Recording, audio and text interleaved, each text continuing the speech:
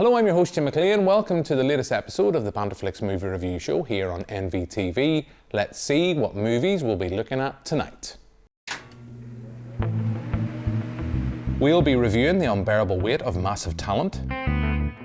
Our pick of the streams is Titane, which is available to watch on Mubi's streaming service. And our DVD of the week is Johnny Mnemonic, which has recently been re-released to celebrate the film's 25th anniversary. So that's what I've lined up for you this week, and joining me here in the studio this evening is two wonderful guests. I'm joined by photographer Zara Jackson and BanterFlix's very own deputy editor and one half of our sleuth sisters. We had Therese on recently, so we have to have the other, Joe McElroy. So hello to you both guys. Before we get into looking at this week's reviews, I'm going to see what's got your attention in the world of movie news. I know we've had some depressing and kind of sad videos released from the set of Rust involving Alec Baldwin, and it doesn't make pleasant watching, but there is other things we can talk about. Joe, will come to you first. What's caught your attention this week? Well, the one thing that's sort of been catching my attention in terms of film news lately is revolving around Doctor Strange and the Multiverse of Madness. It turns out it's going to be banned in, I know for sure, Saudi Arabia, but I think there's one or two other countries just due to its LGBTQ plus content. I believe it's over a 12-second segment in which one of the characters basically says that she has two mothers, and that's it. So basically, Kevin Feige and Marvel in general said, no, we're not going to cut that. It's a ridiculous compromise to sort of make in relation to that. So the action in turn by the likes of Saudi Arabia has just been to ban it outright, which is pretty ridiculous. Yeah, won't somebody think of the children? Won't somebody think of the children? Well, they have, and they decided it doesn't need to be cut, which is, I applaud Marvel for that. Because I know recently we had everything with Fantastic Beasts, the latest film where it was cut, and they made the decision just to go for the money instead of just choosing moral high ground. But yes, so plaudits to Marvel on that front. Zara, what's caught your attention? I was disappointed to hear that the Northman hasn't really been making back its investment in the cinemas. Online though, reviews are pretty positive, but yeah, it's not really what I expected from it. I saw it a couple of nights ago, and I actually got the chance to work on it in the Slav village scene. I was one of the extras, so really fun to watch that back and then see where that sits in the context of the rest of the film. Okay, so hold the front page. We can't go any further. So you worked on The Northman. Tell us, okay, we don't have the whole show to talk about this, and I'm sure Joe would love to kind of pull your brains on that, but tell us what your experience of working on that shoot was like. It was brilliant. It was the first thing that we did after the pandemic, so I feel like it was sort of this amazing opportunity to be around people again and see how the pandemic had affected filmmaking. And yeah, it was really, really exciting. We did the Slav village scene, so when Alexander's character sort of catches the spear and throws it back, and then all of the sequence after that we were involved with. And obviously when you're filming it, you film it in segments, and it's over maybe 5 or 6 days, I think we did it. And then to see how quickly it was on screen, it just sort of, I mean, I obviously am aware of that working in film, but it really just hammers home like the sort of way that films are put together these days. Is really cool. And you said you watched it, so you watched the film recently, having worked on it. I know you may be slightly biased, but what do you think? I know we're going to be reviewing other titles, but very quickly, what was your thoughts on seeing The Northman on this big screen? I liked it. It was slightly stranger than I thought it might be. I haven't seen Robert Eggers' other work, so apparently it fits with with that.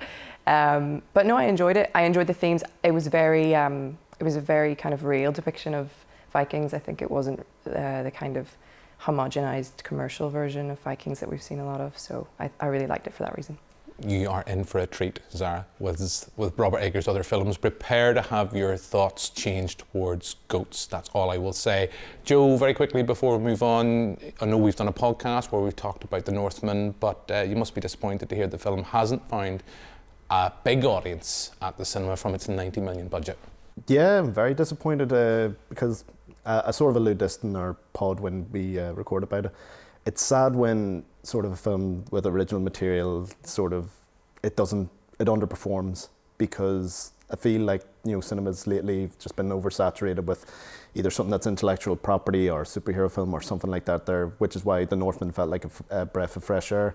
And, you know, I loved it when I went to see it, and I was like, this is the perfect way to see it on the big screen, this big, grand, you know, epic about revenge. And then to read that it only made about 10 million back on its 90 million investment, it's disappointing. But hopefully word of mouth helps, you know, boost its numbers in weeks to come. But in general, it's sad to see. Well, maybe when our podcast is released, maybe that will finally help the film get closer to its budget. But look, let's move from one original title that's currently in cinemas to another, and let's go into this week's big release.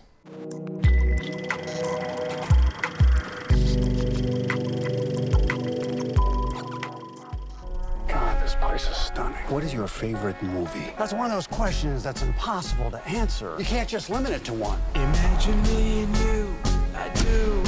Is it too much? Is this supposed to be me? It's grotesque. I'll give you 20,000 for it. I can't see me loving nobody but you for all my life. I didn't know that was a cliff. We could have died. I'm in position. I think that's the actor Nick Cage. Nick Cage, I love you.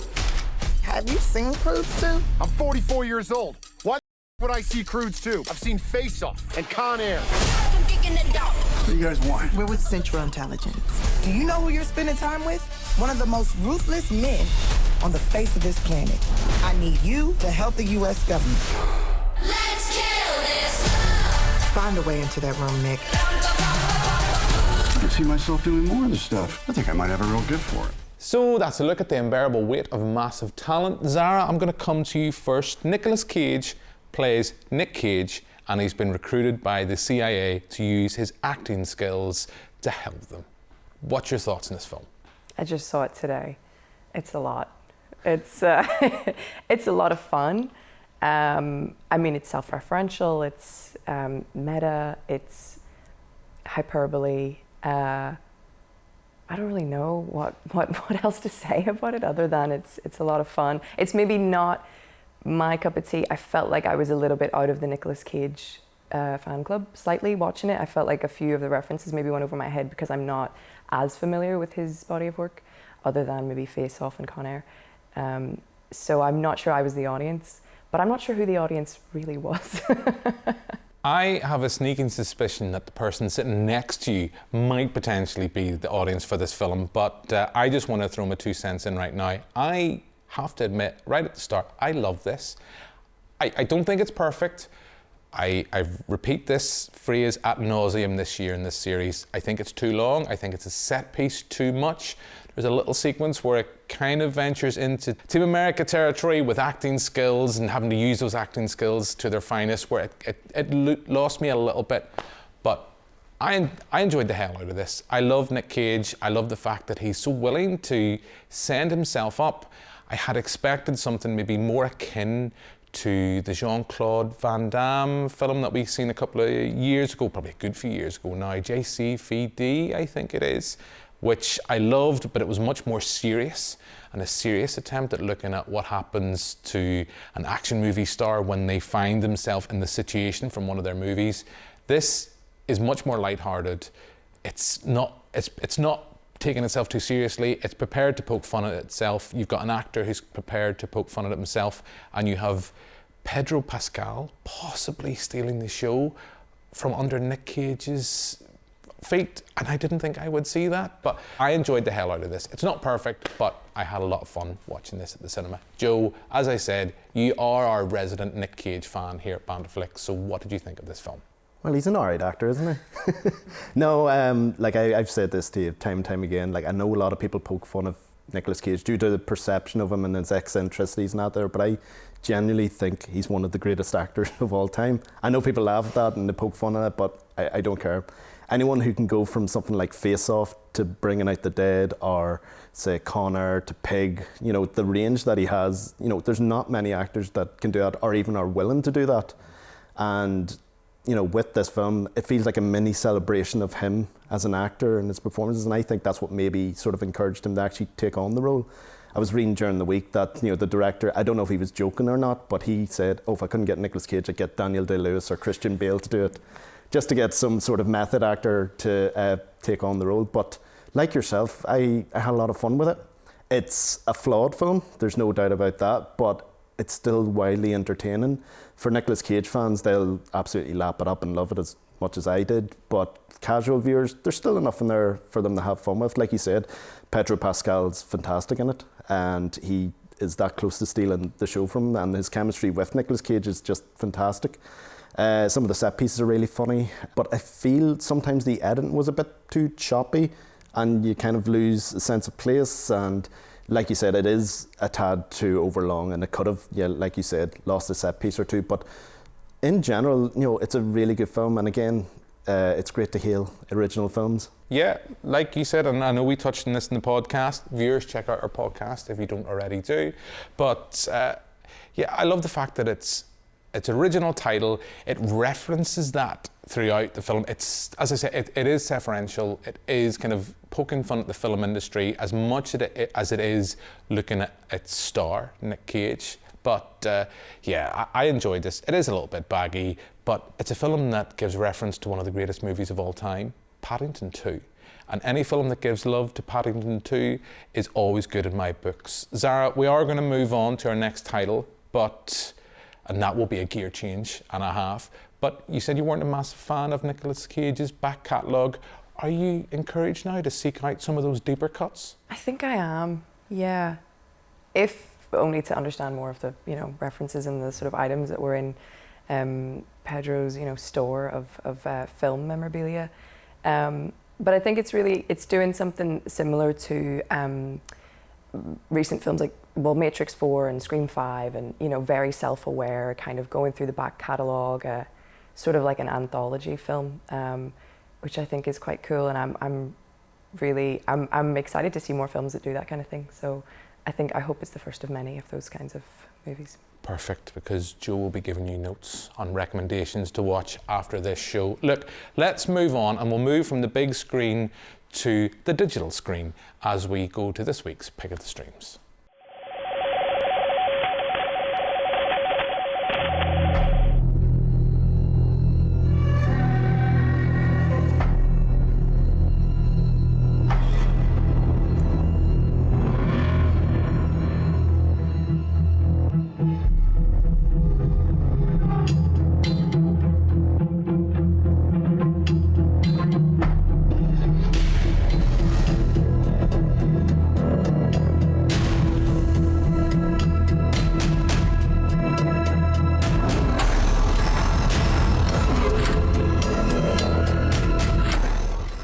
So that's a look at Titane. It's available now in Mubi streaming service. This year we're trying to branch out from some of the big hitters for the online streamers. We're trying to do a bit more showcasing of Apple TV and Mubi.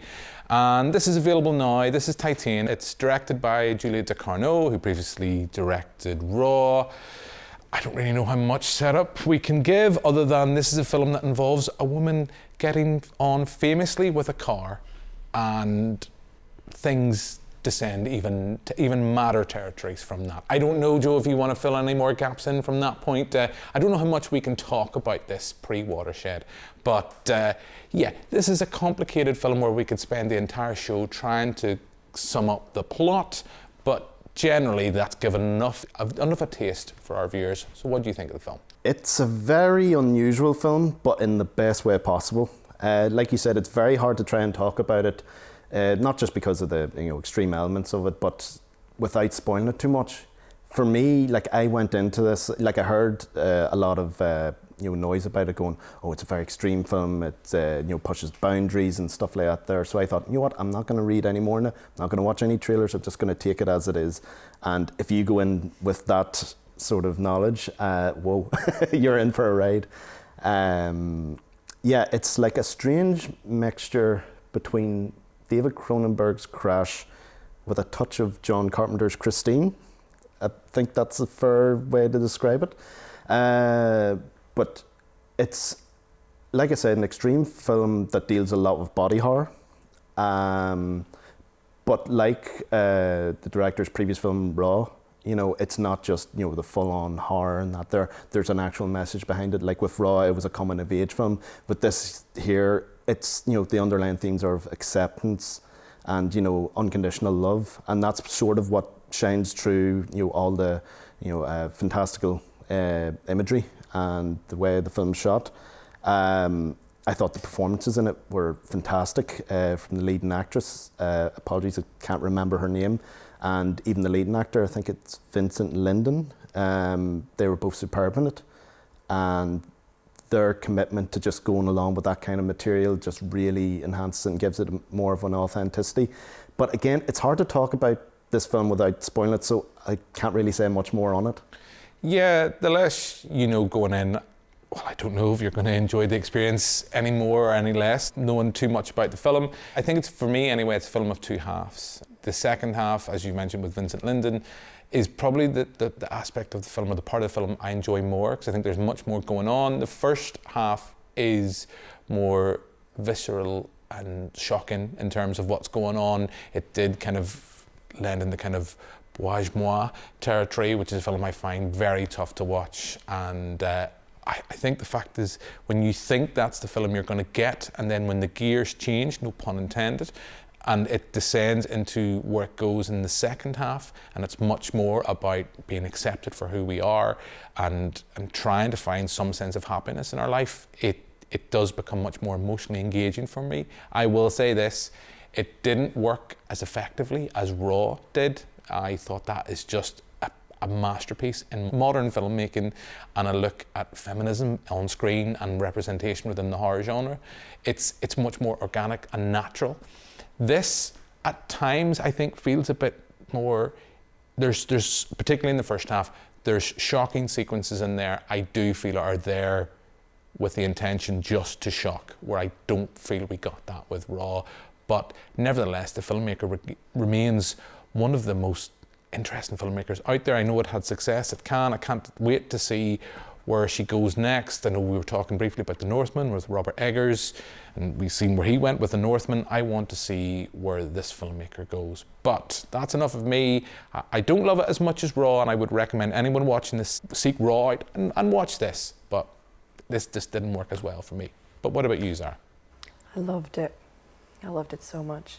I was left with a feeling when I was watching the credits of sort of gratitude that it exists and it's out there, because I think it cut through a lot of the sort of blockbuster-esque commercial kind of homogenized films that I've been seeing sort of just beforehand. So yeah, to me, and to me, what it did really well was it showed a lot of stuff instead of telling it outright. And there was a lot of physicality, there was a lot of sort of dance sequences, and yeah, it was one of those films that people were saying to me, you know, I don't know, it's a little bit, you know, it's this or it's that. And I did kind of feel a bit, you know, there was trepidation going into it. But as soon as the house sequence with the housemaids, I was in. I was like, this is great. I love this character. I love where this is going.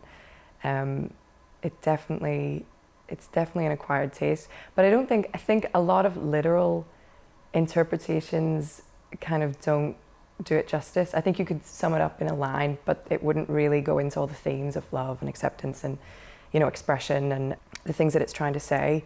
I think The Guardian said there's little mileage in sort of describing the plot. That works on two levels, but in terms of, you know, there's so many ways that you can talk about the themes that it's looking at. And I think a lot of what you're saying that was kind of shock value, I think there's sort of more maybe underneath that, and more that it was maybe representing or trying to kind of put across with that. So yeah, I loved it. I thought it was really brilliant. Yeah, I mean, I don't disagree with anything you're saying. I guess coming back to on my point, the shock value's there. I accept that it's there. It is there, of course. It's there for more than just shock value, but it felt more natural in Raw. Those moments that are there to test you in Raw felt much more organic than what they are here. But look, that's just my own humble opinion. Sarah, have you seen Raw? I haven't. So you're tempted to seek that film out? Very much so, yeah, definitely. Okay. Yes, and I know Joe would definitely recommend seek that film out. Look, we are going to have to move on. We could talk, as I said, a lot more about Titane, but we have the small matter of our DVD of the week to discuss.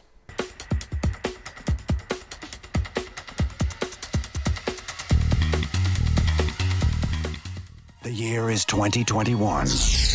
It is no longer safe to transmit information. Phones, computers, and satellites are all vulnerable. But there is a solution. Your storage capacity? I can carry nearly 80 gigs of data in my head. Input the data into the brain of a human courier, like Johnny Mnemonic. Hit me. Keanu Reeves. You can't shoot me. Not in the head. Johnny Mnemonic. So that's a look at Johnny Mnemonic. It's out on DVD to celebrate the film's 25th anniversary. Released in 1997. This is a film based on a screenplay by William Gibson, another one of those cyberpunk films. To me, this feels like a film that was released in the 90s. It feels very much like it's from the 80s, but I'm sure we'll discuss that. Joe, going to come to you first. Do you want to briefly give our viewers a bit of setup for this Keanu Reeves title? Basically, Keanu Reeves is a memory stick, and he's carrying a lot of important information, and he is wanted by the Yakuza. But no, essentially, like you said, it's set in the future. Actually, I think it's 2021, so we've already passed the year of Johnny Mnemonic, where, yeah, basically he's an agent who sort of works in the area of, smuggling data through, like a chip or something in his brain, and he is given this information which is very precious and wanted by a lot of people, and with that it is very dangerous to him as well because it can potentially kill him. So he's running down the clock trying to get away from these people and trying to get this information out, but the whole conspiracy unravels as he runs through the night in making his escape. I remember vividly this film being released. It was in the week of Speed with Keanu Reeves when he launched himself as an action movie star. And I never got around to seeing this on the big screen. So I've watched it for the first time through this for our DVD of the Week feature. Had you seen this in the cinema before, Joe? No, I haven't seen it at all. I just have like vague memories of seeing bits of it when I was younger.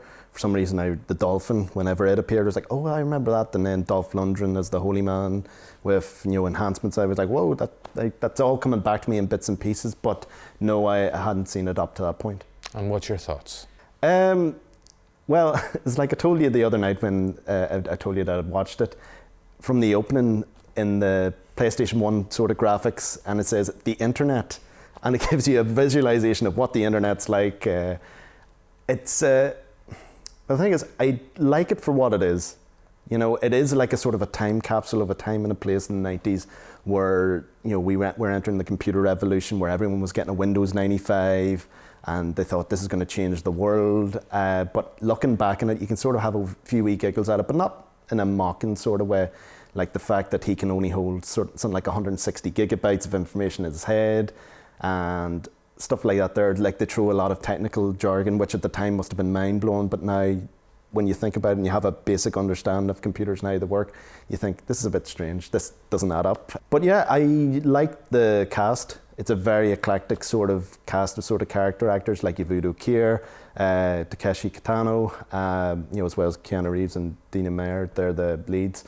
I like the way in which they told the story in terms of like sort of two people on the run in the middle of the night from these forces of evil sort of thing. That's very much my style of film, and I enjoyed that aspect of it. I do feel like it was sort of lacking. It sort of pushes things a bit too far with the script. It's sort of one-liners and stuff like that there that just don't land. But in general, I did enjoy it, and for its look at the time, that cyberpunk sort of look, I thought that was quite good. But in general, I didn't love it, but I liked it, and you can see how it sort of acts like a prototype for the Matrix in terms of technology on screen. I think you are more positive about this film than me. I think it's a very outdated looking film. Feels like it's the 1980s. You can feel like Total Recall vibes. You can see very strong Blade Runner vibes, but Blade Runner is one of those films that has influenced so much of cinema. Another film that reminded me a lot of in the effects is stuff like The Lawnmower Man, a film I love, but maybe I haven't watched it in a while. Maybe looking back on it, I will find that it has not aged well. I don't know. There's a lot of things going for it. You've kind of alluded to one of the plot points where things get a little bit fishy, and you have either to sit in your cinema seat or sit at home if you're watching it and decide you've either got to go with this or not. I did go with it. I don't dislike it. I just didn't love it. And I think there's other films I have emotional attachment to from that period that I like more. And there's other films I've watched more recently. You know, I mentioned earlier on, there's things like The Matrix, which was out 2-3 years after this, that I love. And that film caught me right at the right time, right age, and it stuck with me, and I adore that film and can only look through it with rose-tinted glasses. Because I'm looking at that in 2022, looking back at this film, I just don't love it, and I'm not going to be in a massive rush to rewatch it. Yes, it's out in DVD. We should mention it's available on Amazon Prime and another online streaming platform, so you maybe don't have to go out and get it in physical media. Watch it online. It's maybe a bit of fun or something to watch at the weekend. Zara, had you seen this before? I hadn't seen it before, no. And what did you think? I liked it, yeah. Anything that's based on a short story, a sci-fi sort of origins, I usually enjoy. So I had high hopes. As you say, yeah, sort of like a precursor to The Matrix. Dina Meyer, I mean, from Starship Troopers, so watchable. And Keanu, always fun. Yeah, I liked this sort of cyberpunk elements. I mean, who doesn't love a 90s depiction of the future? That's always my favorite. A good few sort of plot holes, some strange parts to it that didn't really seem to fit. But overall, I think the themes were there. You know, we're looking at a global pandemic and we've definitely had our fair share of that. So I think some of that kind of stuff was fun. I always like when films look to the future and think about what we'll find important. So, you know, knowing the temperature of our water coming out of the tap and things like that, I just find that really sort of random and fun. But yeah, overall, I liked it. Definitely thought that at the end, the woman in the screen was going to be his mum, but that wasn't a thing. So I was kind of a little bit confused towards the end. But yeah, overall, enjoyed it. Yeah, okay, so that is good to hear, and that really brings us then to the last part of the show. Our viewers are waiting in anticipation to see what will be this week's movie of the week. We're back to 3 guests in the studio. Last couple of weeks it's just been 2, so it's going to be interesting to see. Joe, I'm going to come to you first. What's your movie of the week of the 3 films we've discussed, and why? My head says Titane, but my heart says The Unbearable Weight of Massive Talent. I think I'll go with The Unbearable Weight of Massive Talent purely because it's more accessible. It's a lot of fun. Like I said, it's a good laugh. There's great performances in it. You know, the action's pretty good for what it is. You'll have a great time in the cinema going to see it. And again, just going back to our earlier points, go out to the cinema and see something original, you know, alongside your blockbusters. So yeah, that's my recommendation, The Unbearable Weight of Massive Talent. Okay, well, I'm going to make it 2 for 2 on that front, just because I had fun on my trip to the cinema, and that's what I always ask: was that film worth the price of my cinema ticket? And I have to say yes, but I will caveat that point by saying, had I seen Titane on the big screen, and I missed the opportunity because I know it was screening at the Queen's Film Theatre, I missed the opportunity to see it in the big screen, I think I would have loved it more just for the visceral on-screen stuff that is going on. That's the best way I can describe it. So yeah, my movie of the week is The Unbearable Weight of Massive Talent, but it's definitely worth checking out Titane if you just want to have an experience that will confuddle you, possibly. Anyway, confuddle you. So Zara, I get a sense where you're going to go, but what is your film of the week? My film of the week is Titane, definitely, yeah. Because it's as I said, it's cutting through all that kind of homogenized stuff that I had been seeing, and for what was described to me as like a body horror sort of thing that I maybe wouldn't enjoy, I find it really quite emotional and beautiful. And I loved the themes. I loved what it was sort of saying and what it showed instead of told. So yeah, that's going to be my favorite. Okay, so it's not quite 3 for 3 for Nick Cage this week, but I think those are all good films we've recommended. Sadly, nobody has given Johnny Mnemonic any love, but maybe another time. So look, all that's left for me to do now is thank my 2 guests here in the studio for this week. So thank you very much, Sarah. Thanks, Jim. Thank you very much, Joe. Thanks, Jim. Thanks very much for watching at home. We'll be back next week with another episode, but for now, until then, goodbye.